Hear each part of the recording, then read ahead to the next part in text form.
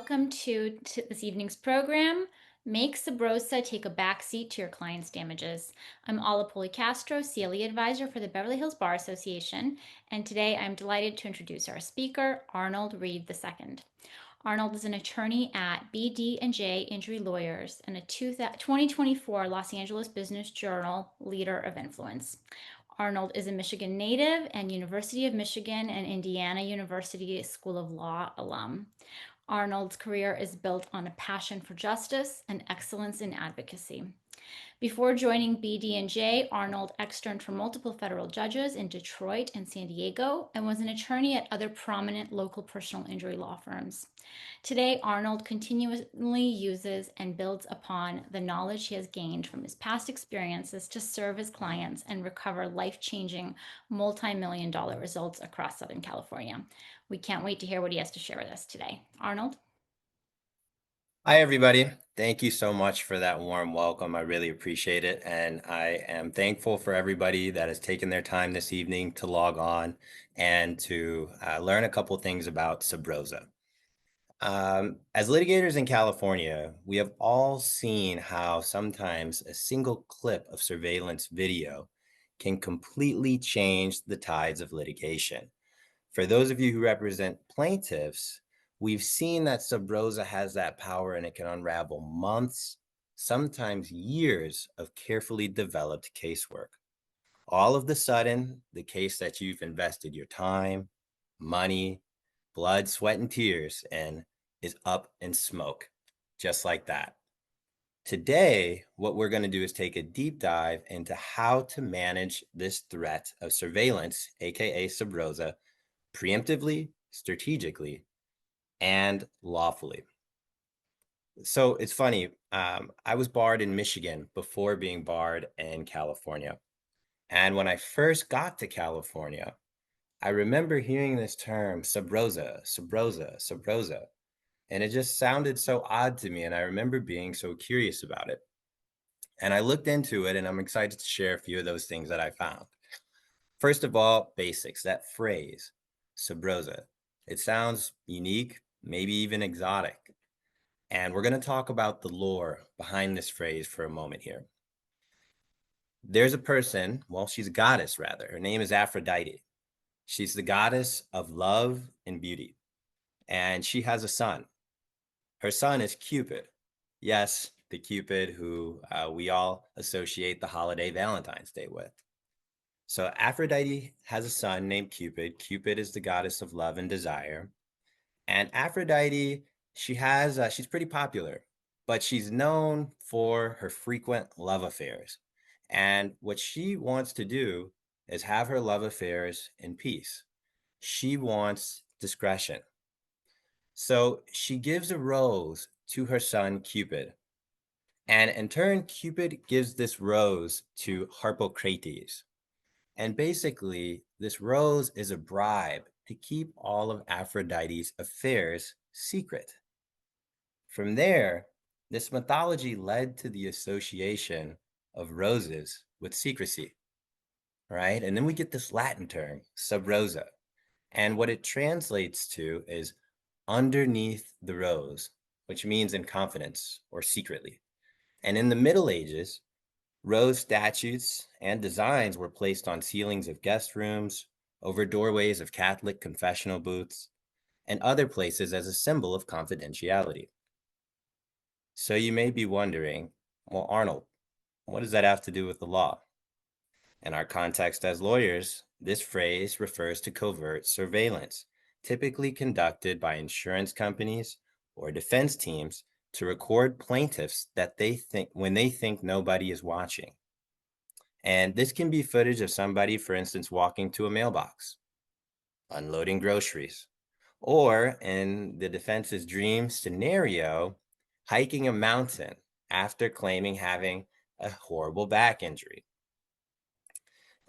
So that's generally what sub rosa is. I also today want to talk about a term that I believe I've coined called flub rosa, F-L-U-B rosa, or when a plaintiff creates sub rosa of themselves and hands it over to the defense unknowingly, almost like an unforced error in baseball. Again, I think that's kind of a funny term, flub Rosa. So we'll talk about that as well. But before I move on, I want to emphasize that while the act of surveillance itself in litigation is not illegal per se, how this surveillance is obtained, disclosed, and used in litigation has very serious legal implications. And that's why, particularly plaintiffs' attorneys, must stay very vigilant. Okay, so let's talk about why sub rosa matters. In a personal injury lawsuit, a plaintiff must prove several things. First, he or she must prove that the defendant was negligent. Second, the plaintiff must prove that they were harmed. And third, they must prove that the defendant's negligence was a substantial factor in causing their harm. Again, and perhaps most important for our purposes here today, is that a plaintiff must prove they were harmed. In personal injury context, one of the harms that a plaintiff is trying to demonstrate is in the form of a bodily injury that they suffered. Now, naturally, along with any injury comes certain bodily limitations and restrictions. The validity of one's injury can be seen in the ways that that injury affects their day-to-day activities. The amount of damages a plaintiff is awarded is often directly correlated to the severity of the injuries that they're claiming and the injuries, more importantly, that they can prove. And this is why sub rosa matters. Like I said earlier, it can have a direct impact upon the plaintiff's perceived credibility. If the jury sees a 15-second clip that appears to contradict months of testimony or medical reports, they suddenly forget about the pain journals that this plaintiff is writing. They'll forget about all of these fancy diagnostic scans or surgical histories. And in the context of trial work, that's why sub rosa can be so deadly. But we also can't forget that sub rosa can dampen a case outside of the trial context. Okay. So, for example, if there's sub rosa footage, the insurance adjusters will automatically slot your case in the low value category, right? And this is before trial. This could be before trial, and they might have this footage before they even make that apparent. And again, once they have this footage, they're slotting your case in that lower value category.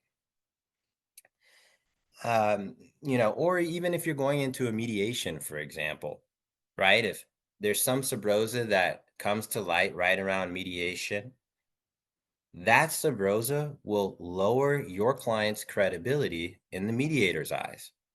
How is a mediator really going to go back and forth with the defense to try to advocate for your client and show them all these injuries if they're seen hiking or they're seen playing in a 3v3 basketball tournament when they're supposed to have serious lumbar injuries, right? So the prospect of this sub rosa surveillance is not only dangerous in the context of trial, where it might be viewed by a jury, but also throughout litigation during the various points where you're trying to settle your matter. So we'll talk about all of those today, making sure that you know how to protect your plaintiff. And again, um, I understand that the BHBA, which I'm a proud member of, is not just a home for plaintiffs' lawyers. In fact, it's a home for lawyers on both sides of the V, and this is bigger than just personal injury. Although I am speaking from a plaintiff's lawyer's perspective, I hope that there's things that anybody watching can gain. One of the things that we'll also talk about are ways to make sure that if this footage does come into evidence, or if this footage does get in front of a mediator, that you have the tools needed to make its impact dampened. And one of those ways that we can somewhat downplay sub rosa is by focusing on a very important truth, that pain is invisible. So it would behoove of plaintiff lawyers to educate juries on this point, mediators or whoever, whatever decision makers they're going up against, right? Pain is invisible. And we're going to talk about ways to structure discovery and pretrial strategies to prevent this footage from blindsiding your case or worse, becoming a silver bullet for the defense. So there's a couple of forms of sub rosa. And in the days of, I guess we're now in a digital era, clearly, but prior to this digital era, the main form of sub rosa was video footage, and that was created by someone sitting in a van with an old school camera that had a super long lens. And they would sit in that van taking photos, click, click, click, all day and night of that plaintiff. But today, things could not be more different. The technological landscape is rapidly changing every single day, and that's greatly affected how cases are litigated. Today, sub rosa includes multiple forms of evidence, right? So, first, we have that physical surveillance. And this is no surprise because this is how it has been for ages. This is the old method, like I said, of somebody sitting in a van or a car and taking photos of the plaintiff. And then after that, we have hidden photos and video recordings. And this is a lot more prevalent these days. In the 1980s, and I say we, but I wasn't born in the 1980s, so I was nowhere around this point, but these are from things that I've studied and observed. But in the 1980s, right, we saw the early stages of digital photography and the development of solid state image sensors and cameras. In 1986, in particular, Canon released the first commercially available analog electric camera. So, this is the precursor to the mid 2000s. And this is when I'm growing up in the mid 2000s. And this is when there's a rush in the industry, the camera industry, that is, towards miniaturization, which has allowed for the creation of smaller and lighter digital cameras. Smaller cameras and footage devices allow for this footage to be taken in a number of discrete ways that were previously unimaginable. Another thing that we have these days is social media monitoring, and this will be linked to that concept I spoke about earlier called flub rosa. Okay, but social media is a big one. The proliferation of social media has changed the world and how humans communicate with one another. And in turn, that has influenced the landscape of litigation. Next is drones and GPS tracking. Now, these things are pretty interesting. For those who may not know, a drone is a remote controlled, pilotless aircraft. Now, initially, drones were developed for war. But in the technology era that we're in now, they've become smaller, more nimble, more widely produced. And if you were to go to a park or the beach on any given weekend, you may see someone piloting a drone for fun. And I really believe that drones are perhaps the future of sub rosa surveillance. Right now, they're already being used by police in the criminal realm. And the advantage for them of using these drones is primarily stealth. Again, that's in the criminal context. In the civil context, I haven't seen too much usage of drones. Again, I think that's coming in the future, though. We also have this concept of GPS tracking. I've had a few cases in the past where defense has asked for my client's Strava information. Strava, Strava, is a health app, and that lets users track their running and their bicycle riding with a GPS. This information tends to show how physically active somebody is, and therefore it could be used to contradict their claims of an injury. In addition to that, Strava information allows you to see the routes that someone is traveling and what times they reached certain destinations along the routes. Other fitness apps and even social media apps have started to infuse a location GPS feature, amongst their other social features. So this is definitely something to be aware of. We've touched on physical surveillance, hidden recordings, social media monitoring, and drones and GPS tracking.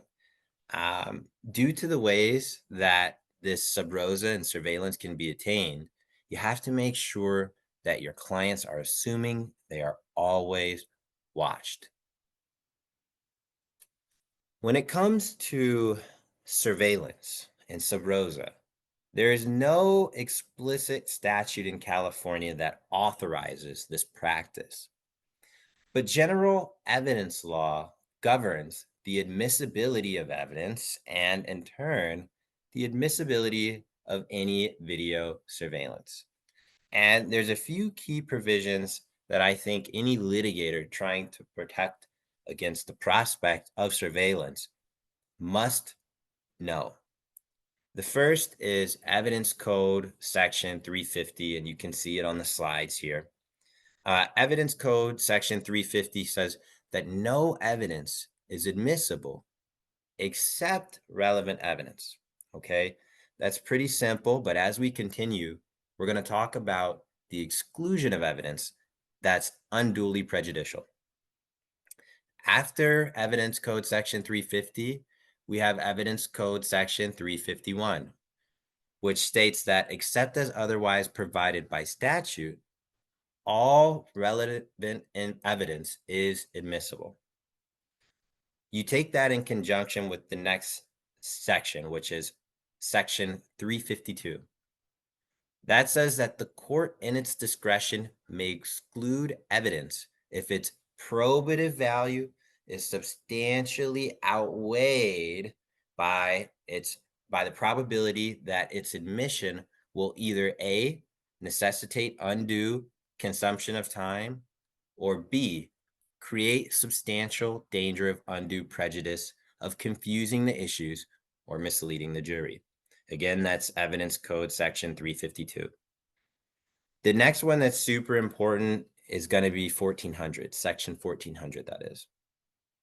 That says that the authentication of a writing means A, the introduction of evidence sufficient to sustain a finding that it is the writing that the proponent of the evidence claims it is, or B, the establishment of such facts by any other means provided by law. So essentially, what this rule is saying is, hey, if you're trying to enter something into evidence, you have to prove that that thing is whatever you're saying it is. That's the concept of authentication. Next, I find this pretty interesting. This is Code of Civil Procedure, Section 2031.010. And this allows for any party to obtain discovery by inspecting, copying, testing, or sampling documents, tangible things, land, or other property, and electronically stored information in the possession, custody, or control of any party to the action. This is one of the most powerful devices, I believe, for plaintiffs' attorneys to attempt to procure sub rosa. Again, sub rosa is footage, obviously, and this section says that any party can obtain the discovery by inspecting, copying, testing, or sampling documents. Okay, it uses this word documents, but sub rosa surveillance is actually underneath that umbrella of documents. So again, this is 2031.010, and we will talk more in depth about how plaintiffs' lawyers can use that provision to discover and interrogate potential sub rosa footage. We've got a few more kind of code sections that I want to go over before we move on. This next one is Civil Code Section 1708.8. Okay, now this is a way for plaintiffs' attorneys to protect themselves and their clients if they feel sub rosa has been procured illegally. Now, Provision A of this civil code section says that a person is liable for physical invasion of privacy when that person knowingly enters onto the land or into the airspace above the land of another person without permission or otherwise commits a trespass in order to capture any type of visual image, sound recording, or other physical impression of the plaintiff engaging in a private, personal, or familial activity, and the invasion occurs in a manner that is offensive to a reasonable person.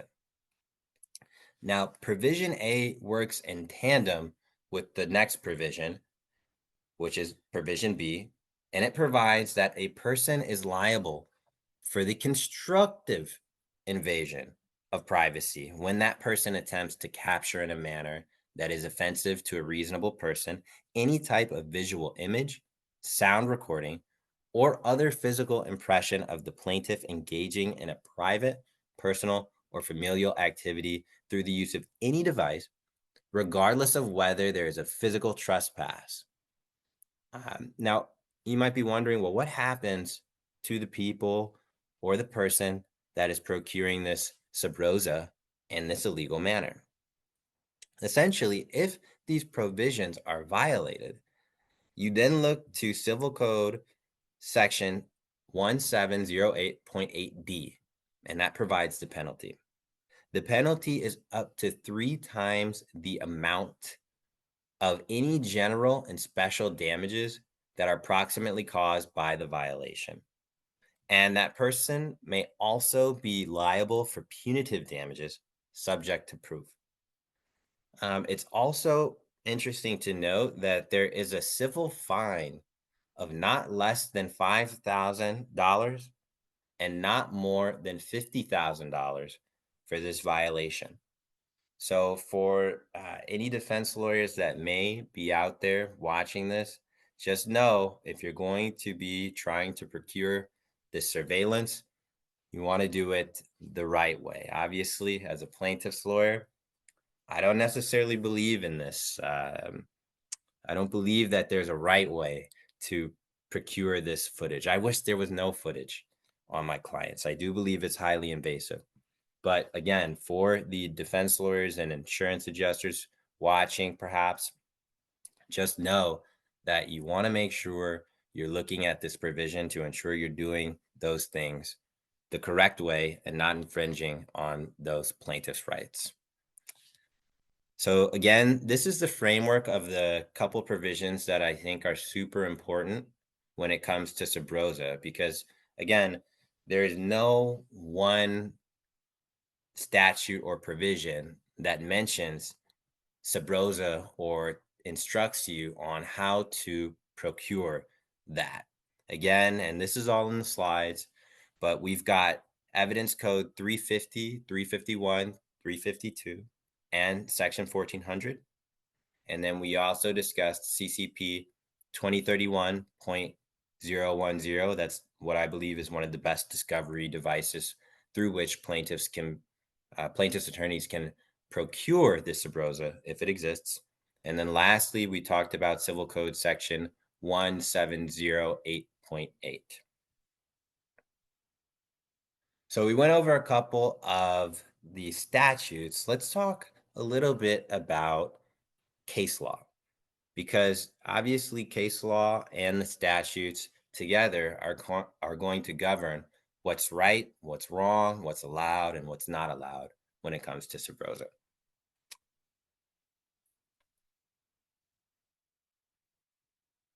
First, we have a case, Hernandez v. Superior Court, and we'll talk about this a little bit more in depth when we go. But essentially, if an interrogatory asks the responding party to identify a document, an adequate response must include a description of the document. You will find this on page 293 of this Hernandez case. So the responding party may object to the interrogatory, and they might say, hey, this request is seeking privileged information. The one thing about this that's important for plaintiffs' lawyers to understand is that the existence, right, the mere existence of a document that contains privileged information is not privileged. So, oftentimes, you might propound discovery to the defendant asking for surveillance, and you'll get this blanket objection just saying privilege, privilege, privilege. But again, when you look at Hernandez, the important thing here is that the existence of a document that contains privileged information is not privileged. That's going to be on page 293. Surveillance is discoverable.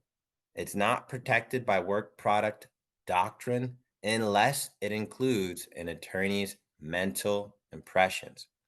So for plaintiff's attorneys, it's very important. If you see this blanket objection, you continue to push, um, especially because the question from Form Interrogatory 12.3, which we'll talk about here shortly, should not be something that just has a ton of blanket objections. And if you get those, again, you're going to have to push. And at the very least, you want to know if the surveillance exists. And again, the existence of surveillance itself is not privileged. Next, we've got a pretty important case here, and I know we've all at least seen something cite to this, but this is Swayzaki versus Superior Court. This is a foundational case affirming that surveillance is not privileged or protected, even when shared with counsel, and it must be disclosed. And it does support the aggressive use of form interrogatories 13.1 and 13.2, along with the other vehicle, which I think is great for discovering surveillance, but those are the requests for production of documents.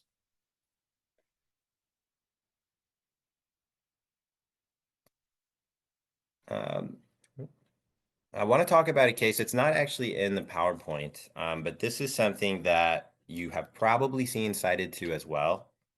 This is Nacht and Lewis Architects v. Superior Court. This case is often used in objections, along with arguments that discovery at issue requests information that is protected by attorney work product privilege. But if you're a plaintiff's lawyer and you see this Nacht case, one, obviously read it, even though I'm going to tell you what the holding is, but don't just take this case and then sit back and rest. Understand that the holding in this case is about the production of a list containing the identities of individuals the defense counsel interviewed during its investigation. Okay, again, this holding is about the production of a list containing identities of individuals interviewed by defense counsel. The court denied production of this list on the grounds that it would reveal the attorney's impressions of the case.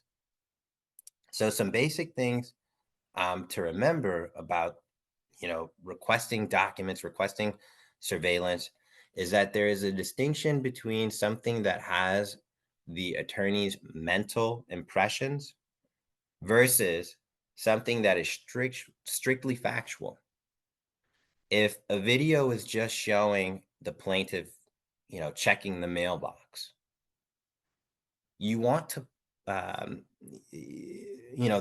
is just a factual thing. Whereas if, as here in Swayzaki, right, defense counsel has gone to the lengths of making their impressions or making specific lists with specific witnesses for specific reasons, you probably won't be able to access that information. And we'll talk about essentially how you can sniff out whether these objections are legitimate or not a little bit later. Specifically, we're going to talk about privilege logs. Okay. Before moving on from Swayzaki, just a couple basic things to remember. There are foundational evidentiary requirements, right? And these require that surveillance has to be authenticated. It has to be relevant to material issues in the case, and it cannot mislead or confuse the court or the jury.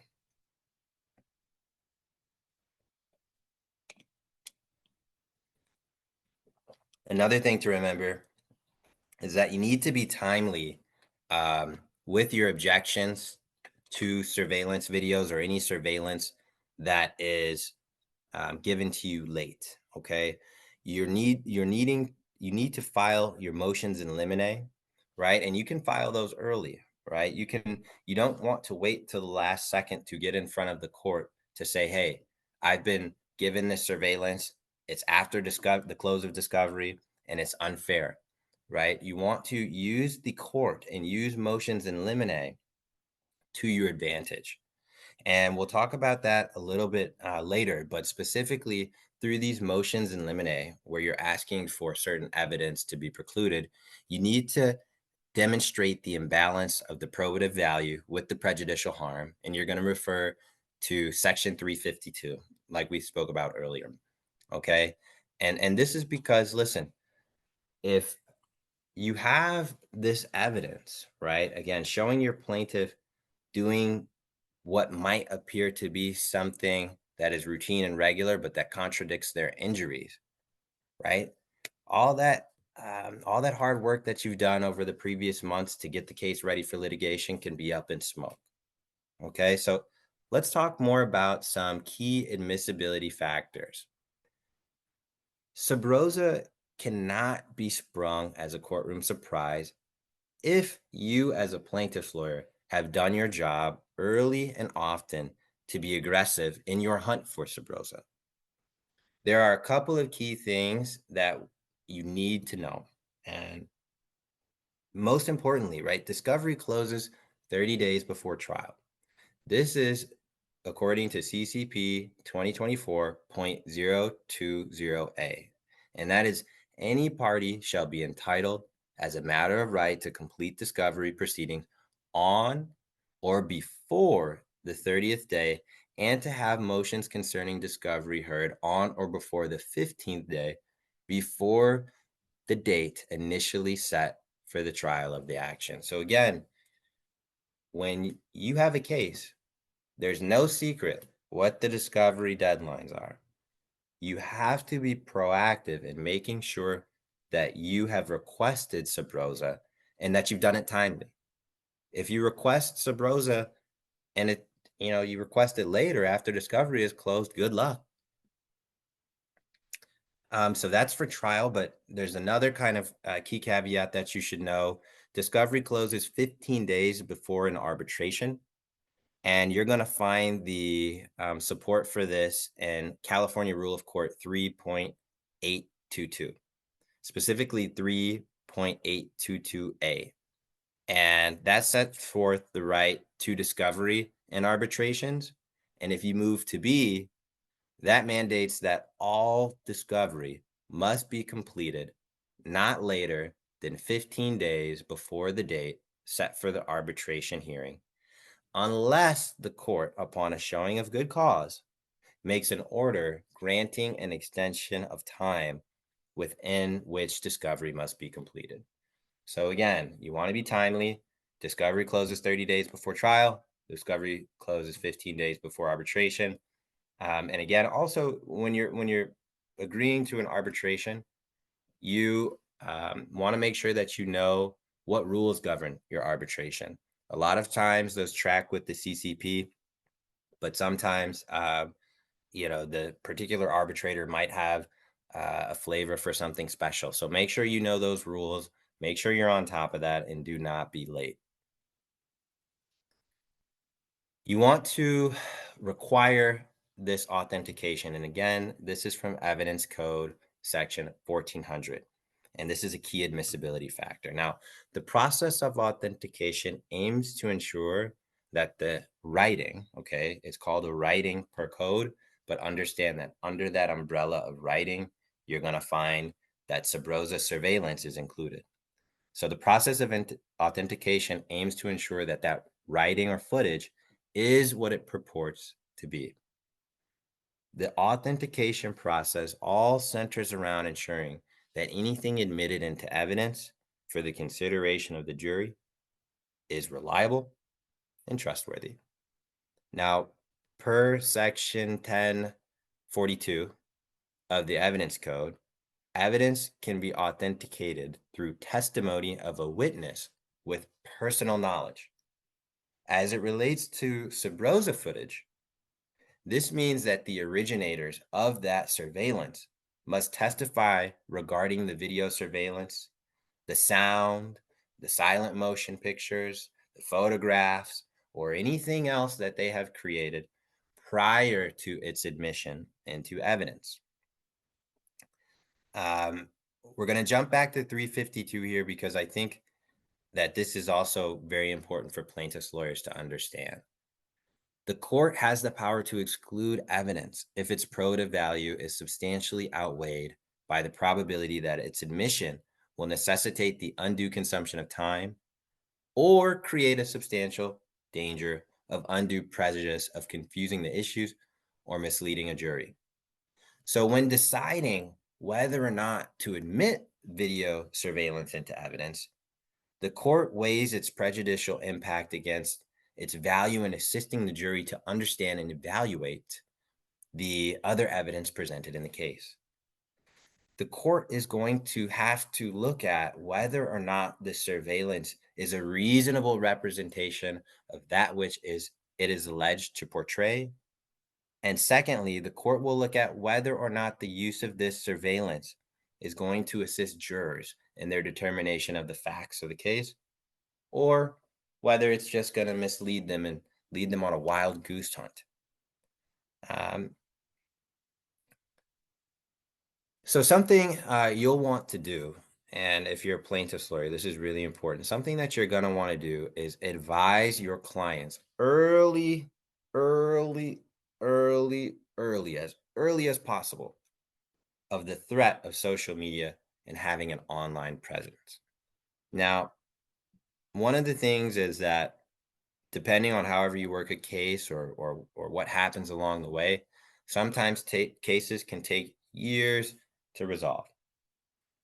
Clients have short-term memory, and what that means is that you, as that plaintiff's attorney who's supposed to protect them, should remind them over and over and over.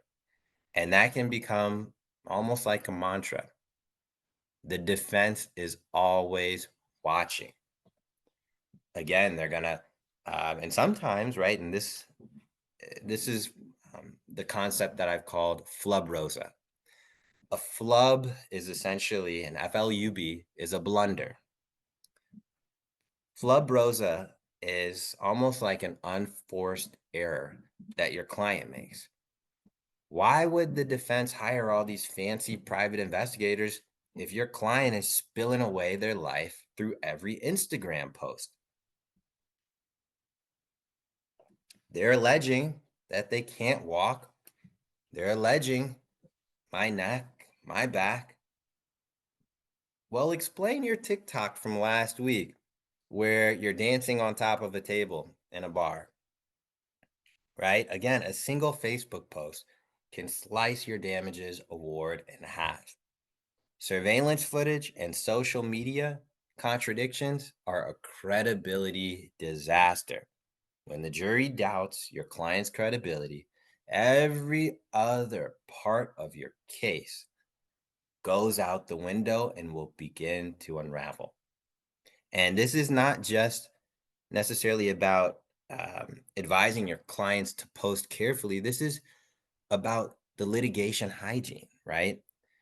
You want to get the client to buy in, understand that they have a vested stake in what happens in litigation and that the things they do can actually, unfortunately, destroy their case. So at intake, any plaintiff's attorney should educate their client about these risks. Let's talk a little bit more about that. Now, again, the basic part of this is no posting about your case or your injuries. But let's get a little bit deeper and specific things you can tell your clients. One, never, ever, ever, ever, ever delete old posts. What you'll have to explain to your clients is that this is what's called spoliation.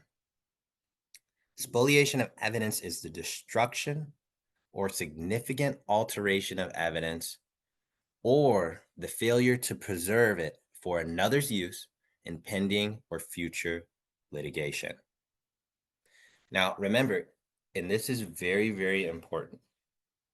Sometimes we get cases and we have no intention on filing on that case. We believe, hey, I might be able to resolve this case in pre-litigation. And obviously, sometimes the things that happen in pre-lit are a lot more informal, a little bit more casual than after your lawsuit is filed. But you have to stress to your client, hey, it doesn't matter that I have not filed your lawsuit yet. Doesn't matter. You still have a duty to preserve evidence once litigation is reasonably anticipated. I'll say that again. You have the duty to preserve evidence once litigation is reasonably anticipated. So this includes things that are posted by your client on social media. Something else that I like to tell my clients after I've explained, hey, never delete anything, is to enable strict privacy settings. I warn them though, even if your account is locked, even if your account doesn't use your full name, even if your account doesn't have an accurate profile picture or any profile picture for that matter, if something is online, it's never truly private. And so I try to let my clients know that the other side is going to be able to obtain these things. My clients sometimes ask, well, hey, I had a post online, but I archived it. For those of you who don't know what archiving is, this is a feature where, say, you upload on Instagram a photo, and then for whatever reason, maybe 20, 30 days later, you don't like the photo anymore. You don't have to delete it. You can just archive it. And when you archive something, it's no longer visible if I were to go to your Instagram page. And you have to tell clients that, hey, look, even if you're archiving these photos, they can still be found. Nothing online is private. That's just the age and era that we live in. I tell my clients that about the archive posts, and then I explain to them that if we are going to file on this case, meaning that, we write up the complaint, we file it in court, and now we're live. If we file a lawsuit, the other side of that lawsuit is going to gain subpoena power. The subpoena powers allow the other side to have even more of a chance to get to your social media for the savvy defense lawyers out there. These extrajudicial means allow them to, such as, the subpoena powers, and then even if outside of the subpoena powers, I explain to my clients that there are certain digital capture tools that show what a website looked like on a specific date that's in the past. So if they were to delete or to archive or to somehow alter their social media, doesn't matter. There are certain tools and apps that the defense lawyers use to see how your page looked in the past. So you have to be very, very careful of this. And there's actually a rule in the California Rules of Professional Conduct that I read to my clients. This is 3.3A. And that's more so about lawyers, but I try to make my clients understand that, hey, we're in this together. And this is not a one-sided thing. And as a team, I have to know that you have my back, and in turn, I'll have your back. But again, Rule 3.3A provides, right, that a lawyer shall not knowingly make a false statement of fact or law to a tribunal, or fail to correct a false statement of material fact or law previously made to the tribunal by the lawyer, or offer evidence that the lawyer knows to be false. Rule 3.4 of the California Rules of Professional Conduct adds that a lawyer shall not unlawfully obstruct another party's access to evidence or unlawfully alter, destroy, or conceal a document or other material having potential evidentiary value. You're also not able to suppress any evidence that the lawyer or the lawyer's client has a legal obligation to reveal or produce. Obviously, you also cannot falsify any evidence. There's another key provision that is found in the Business and Professions Code. This is section 6068D. And that states that it is the duty of the attorney to employ means only consistent with truth and never to seek to mislead the judge or any judicial officer by an artifice or false statement of fact or law. Okay. So it's super important. Any lawyer who fails to produce relevant evidence or compromises existing evidence could be subject to state bar discipline. And I don't know about you, but I know about me. I love the ability to practice law. And that is something that I protect with my life, essentially. And so my clients also need to know, hey, there are certain things you just can't do. And you need to tell me what's going on. That way I can only make accurate representations to the court. So I actually go to the length of when I'm signing clients up, I say, hey, I need access to all your socials. I take screenshots of everything for myself. That way I can have pretty much everything that was in existence. And I'll try to do it for at least a year prior to when they sign up with me. That way I can, for myself, know and verify that my client is telling me the truth. And I do believe that a good amount of my clients are always telling me the truth, but I'm also cognizant that sometimes we forget things. So I try to monitor those on my own just to make sure that everything is what it should be. We talked about these contradictory posts a little bit earlier, and this is certainly the danger of social media. I had a case which is now closed and done with, but essentially, one of my clients had terrible back issues, and then all of a sudden, there's an Instagram post of them riding a dune buggy. So, just like here on the screen, if somebody is claiming that they can't walk and they have this social media post of them hiking in Big Sur, it's over. They claim that they can't drive, but then they take a 5-hour road trip to Vegas. Doesn't look good. These are things that really will taint the jury's perception of your client. And again, let's actually go back to that. Um, these things that I'm talking about here specifically fall into the flub Rosa category because these are unforced errors. And if you do your job as a plaintiff's attorney to really hop on these things and make sure that your clients understand the importance of their own social media, then hopefully you will never have to deal with these. Again, you want to avoid the flub Rosa to any extent possible. And again, sometimes you do all you can and the defense still finds something. I don't know how they do it, but they do it. But you want to minimize that prospect as much as you can. So that's the contradictory piece of it. And then, like I said, if there's so many contradicting things, then your client's credibility is going to be tainted by the jury. So something else, and this is a step that I like to do, um, is I have a little kind of client social media disclaimer where I explain everything that I just told you guys that are listening today. And it's just a paragraph or two, just with the summary of that. And they take a look at it and they sign it and they say, hey, I understand.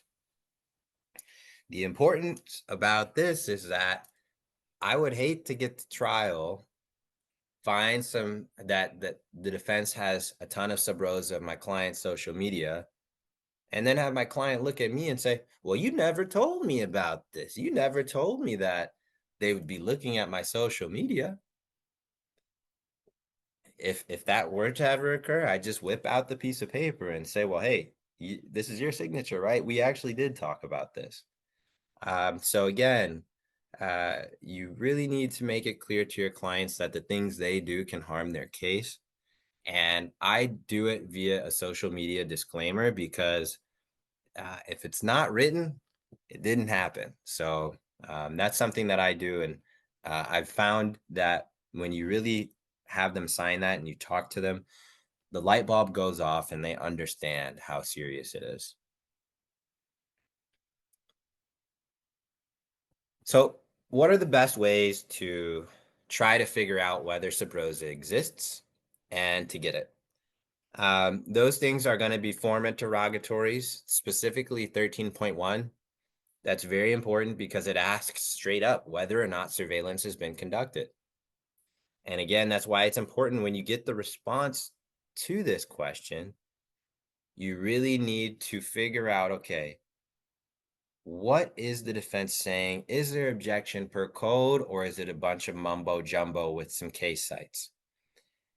And you have to be willing to go to the mat on this if you're getting a bunch of random objections. 13.1 is a huge tool.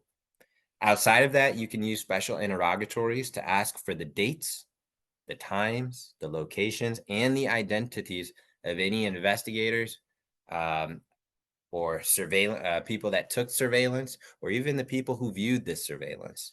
And as soon as you get these names, you want to send out a notice of depot for these people or subpoenas for these people, and make sure that you're asking them what they know. You can also use, and we talked about this a little bit earlier, but request for production of documents. That's personally probably my favorite way, other than maybe 13.1, to get the Sabrosa footage. But you can demand footage.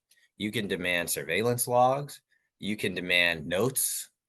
You can demand reports and emails. Now, again, when it comes to notes, obviously you can't have the defense lawyer's notes about Sabrosa. But if the surveillance, the person who's doing the surveillance has notes on what the plaintiff looked like, or anything they did, you might be able to try and get those. So you should always use special interrogatories and request for production of documents to try to get those. Lastly, our requests for admissions. I like to use those to try to lock in the other side. It can be as simple as admit that you retained a private investigator to surveil the plaintiff. Um, Depositions are great too. Once you know who did the footage, or once you know who's viewed it, you're going to try to take those depots. Again, form interrogatory 13.1 is super, super, super important. And please know that you are able to ask for any supplemental information that has, just been created, and you can do this twice during litigation. So it's important to send 13.1 and realize, like, if you're sending discovery early on, as you should, right? You want to kind of send discovery at the earliest possible point, but understand that if you do that, it's likely there probably isn't any footage, right? If you're sending it literally at the first possible point in discovery when things are brand new, you probably haven't even answered discovery. So maybe the defense doesn't even really know what your client's injuries are. Then just know you're going to have to send out supplemental interrogatories later on. That way, if in the interim they have had that footage taken, you'll know about it. We talked about special interrogatories. These can be really powerful if you're asking for the name, date, and location of the surveillance. And they are also pretty good if you're using definitions for identified, because you can use that to try to call out as much information as possible. We talked about requests for production of documents, and this is in the slide. So these are things that you can directly use. We've got the request for admissions that you can use to lock down the defense on whether or not they have retained a private investigator. And we talked about this a little bit earlier, but it's very, very, very important that you meet and confer. There's no point in spending all this time in discovery if when you receive discovery, you let a month, month and a half go by before looking at it. And then you have to ask for an extension on your motion to compel and do those things. That's just very sloppy. What you want to do is when you get discovery responses, look at them early, and then that way you don't have to rush in the meet and confer process. You can at first pick up the phone, try and establish a relationship with your opposing counsel, and then you can send a confirming letter, or you can just send a letter. However you do it, you want to make sure you meet and confer, especially if you're getting evasive responses. Again, there's certain things you can do in depositions that you can't do in written discovery. So one of the ways to figure out kind of what's going on is maybe you'll notice the deposition of a person most knowledgeable. Maybe you'll notice that deposition, and when you have that deposition, you want to make sure that you're asking a variety of questions to try to pin down the time and scope of any surveillance, try and figure out who took it, what does it depict, when was it conducted, right? And so you can get creative in depositions, and those are something um, that you definitely want to do. You also want to make sure that you're taking advantage of the 1987 notice of appearance. This is when you're asking the party to, hey, come to trial. And when you're doing this, you can use you can request documents along with it, such as surveillance. You always want to do that. Again, that's a notice of appearance, 1987. Uh, we've talked a little bit about these motions in limine to preclude sub rosa, but as trial nears, the productive and proactive plaintiff's advocate takes the fight to the other side, because you're going to file that motion to exclude any reference to evidence of sub rosa footage. So this motion should have a main plan and an alternative plan. The main plan is to preclude sub rosa in its entirety. Now, sometimes, right, a lot of times, that just doesn't work. So the alternative plan, which you're going to lay out in your motion for the judge, is suggesting certain strictures on this evidence should it be admitted, such as authentication. And you want the evidence and the surveillance to be authenticated outside of the presence of the jury. Okay, and that's important, super, super important. And if you're unable to have sub rosa included, right, it can still somewhat be neutralized by doing these things through your motions in limine and through the authentication process. You definitely want to do everything you can before the jury is allowed to take this with them in the deliberation room. Now, the motion for the preclusion of sub rosa should seek to convince the court of three things at minimum. One is that the defendant failed to acknowledge the existence of sub rosa in response to form interrogatory 13, right? And supplemental discovery propounded on the defendant thereafter.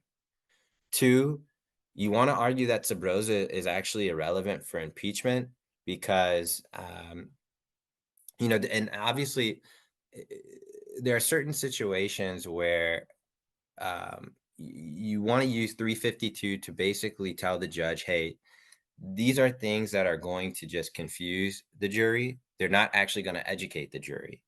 And what you're going to see on that footage is nothing other than a goose hunt. Three, you want to just really harp that the sub rosa materials lack that probative value. Their disclosure is outweighed by the risk of wasting the jury's time and the likelihood of causing undue prejudice, because it's just going to confuse the issues. The evidence code supports this motion for the exclusion of sub rosa and alerts the court. And you want to just alert the court that in ruling upon admissibility, it has a duty to ensure that the surveillance is a reasonable representation of what the defense purports it to be. There is essentially times where sub rosa will be taken after the close of discovery. That's really what, especially if you know a case is going to trial, you really want to make sure that once discovery has closed, you don't sit back and rest and relax. That's when you need to be alert because that Sabrosa can find its way into court if you're not careful. You want to challenge the foundation of any Sabrosa. You know, challenge when was it taken, the camera angle. There's unclear visibility here, and if it's not authenticated by any witness, you want to move for its total exclusion. Again, this is just that the mill. This is the mill for saying, "Hey, look, this evidence is more prejudicial than probative." And something that you can really argue, or something that you might think about arguing, is, hey, here's this footage, but this is just one good day out of 1,000 bad days, right? This is one good day out of 1,000 bad days. This clip is literally only meant to mislead and confuse the jurors. It doesn't represent what the typical pain levels of my client are. So there's a few things in mills that you want to have, and just structurally. First, you want to talk about CCP section 128. That's what gives the court the jurisdiction to grant the motions in limine. The court also has the power to preserve and enforce an order, and it's in immediate presence, and to enforce and provide for the orderly conduct of proceedings before it. So essentially, you just mentioned CCP 128. It grounds kind of your motion, and it's kind of the hook that gets you started. You then move to Evidence Code Section 402B, which is telling the court essentially, hey, you have the power to determine questions of admissibility of evidence, and you can do so outside of the presence of the jury. You also want to, in your mill, let the court know that this is the proper vehicle through which you can make a ruling on whether or not a witness can be precluded from testifying. You also want to harp on the fact that, listen, when the bell is rung, I can't unring it. When the cat's out of the bag, the cat's out of the bag. If they see this evidence, it's done for. And it's so unfair that's why we need to prevent that bell from ever being rung. Now, the court should preclude the defendant from offering evidence not previously disclosed in response to pretrial discovery, right? They should do that, but sometimes crazy things happen, right? But you definitely want to have that in your motion if that's the case, where you propounded your 13 series and then you propounded your supplementals and um, you got nothing in return, right? If that's the case, then you definitely need to include that in your motion, just letting the judge know that you propounded timely discovery and there was no response. So the fact that defense now all of a sudden has this Sabrosa is completely unfair. Um, Again, do not let the defense use work product privilege as a shield in discovery, but then a sword at trial. That is trial by ambush, and you have to do everything you can to alert the judge if that's going on in your case. Um, so these are some things that you can also throw in your motion in limine. I've talked about most of these. This is a case I don't have time to go over, but is pretty good to read. Same with Thorne. So read those cases. I'm sure you can throw those in your mills. We also this is the thing about footage too. Although it can be pretty damning for your case, sometimes you can have. Sometimes it can be a way to demonstrate that the defense is going to such great lengths to show you that this person is allegedly a liar, but they're doing it in a way that's untowards and that does not demonstrate the full picture of what's going on with my client. You can talk about pain fluctuations, right? You can talk about the fact that, hey, maybe on this day the footage was taken, the client was actually um, heavily medicated. They took their pain pills that their doctors prescribed them.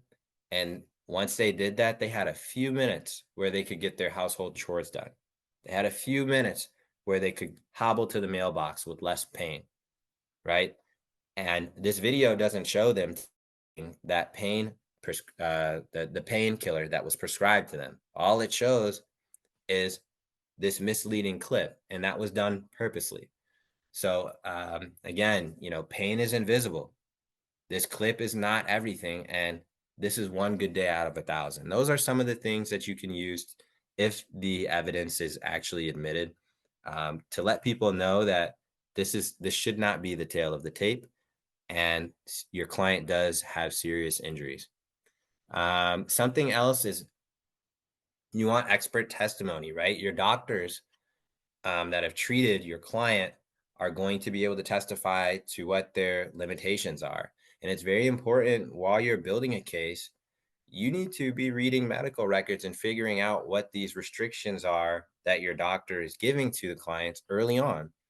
Talk to your clients about these restrictions. Make sure they're aware of these restrictions. And as long as you are kind of within the realm of whatever the doctor recommends, that's all you can do. So um, if there is sub rosa and you get it, you definitely want to go over it, with the doctors. If there's, obviously if that's early enough and there's time, because that might change their opinions, or it might, but that's something that's going to be useful. If you know what your experts are saying your clients can and can't do, you do want to make sure that this footage, right, is one of the things that they can do. Um, so in closing, and I know I guess I've gone over just a little bit here, but in closing, um, pain is invisible. One good day doesn't erase an injury. And you want to build your trial story to embrace this truth from day one. So with that, everybody, I have nothing further. And I'm really, really thankful that you guys tuned in. And I hope you learned something that will help you build your cases. Thank you.